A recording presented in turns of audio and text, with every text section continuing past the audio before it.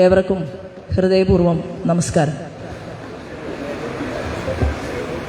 ഒത്തുകൂടലും സ്നേഹം പങ്കുവയ്ക്കലും അതുപോലെ തന്നെ ഈ പ്രത്യേകമായിട്ടുള്ള മാസത്തിൽ വ്രതമനുഷ്ഠാനത്തോടുകൂടി ഈശ്വരീയമായിട്ടുള്ള സാധനാക്രമത്തെ ചിട്ടപ്പെടുത്തിക്കൊണ്ട് മുസ്ലിം സഹോദരന്മാർ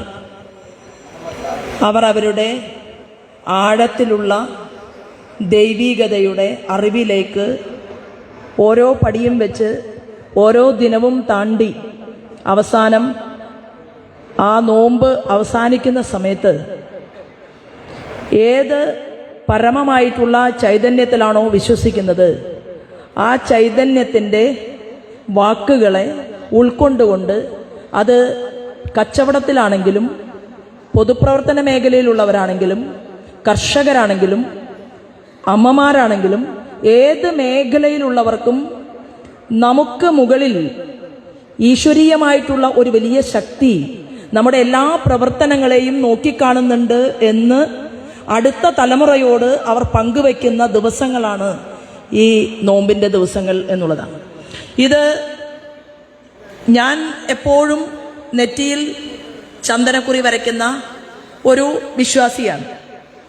അവിടെ അമ്പലത്തിൽ പോകുന്ന സമയത്ത് അവിടെ ശബരിമല സീസൺ വരുമ്പോൾ 41 ദിവസം വ്രതമെടുത്ത് കറുത്ത മുണ്ടുടുത്ത് അവിടെ ആ പടികൾ അത്രയും കയറി അവിടെ എത്തുന്ന സമയത്ത് എഴുതി വെച്ചിട്ടുള്ളതും ഇത് തന്നെയാണ്: അഹം ബ്രഹ്മാസ്മി തത്വമസി.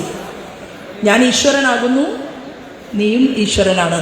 അപ്പം നമ്മൾ ഓരോ വ്യക്തിയുടെയും ഉള്ളിലുള്ള ഈശ്വരീയതയുടെ കനലിനെ ഊതി ഊതി ഊതി അതിനെ ഊർജ്ജസ്വലമാക്കി മാറ്റി ഏത് പ്രതിസന്ധിയെയും തരണം ചെയ്യാനുള്ള ശക്തി ഈ ഈശ്വരീയത കൊണ്ട് ഉണ്ടാക്കിയെടുക്കാൻ സാധിക്കും എന്ന് ലോകത്തെ പഠിപ്പിച്ചിട്ടുള്ള നമ്മളെല്ലാവരും ഒരുമിച്ച് ചേർന്നുകൊണ്ട് ഇന്ന് ഇവിടെ നടത്തുന്ന ഈ പരിപാവനമായിട്ടുള്ള ചടങ്ങിൽ എനിക്ക് സംസാരിക്കാൻ വേണ്ടിയിട്ട് അവസരം കിട്ടിയതിൽ ഞാൻ വളരെ വളരെ സന്തോഷിക്കുകയാണ്.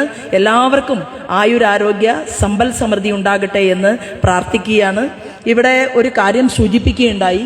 അപ്പോൾ തീർച്ചയായിട്ടും അത്തരത്തിലുള്ള ഒരു വിഷയം വന്നിട്ടുണ്ടെങ്കിൽ അതുമായി ബന്ധപ്പെട്ടുകൊണ്ട് എനിക്ക് ദേശീയ സമിതിയിൽ ആന്ധ്രയുടെയും തെലങ്കാനയുടെയും ചുമതലക്കാരിയാണ്.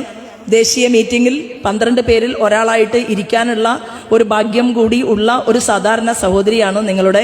അപ്പോൾ വ്യാപാരി വ്യവസായികളുടെ ഏതെങ്കിലും കാര്യങ്ങൾ എനിക്ക് ഞാനുമായിട്ട് പറയാനുണ്ടെങ്കിൽ അതൊരു പേപ്പറിന്റെ രൂപത്തിൽ തന്നാലും ഒപ്പിടാനുള്ള ഒരു പേന ഇതുവരെ കിട്ടിയിട്ടില്ല. 9 തെരഞ്ഞെടുപ്പിൽ മത്സരിച്ചു, പരാജയപ്പെട്ട ആളാണ്. 2 തവണ 2ാം സ്ഥാനത്ത് വന്നിട്ടുണ്ട്.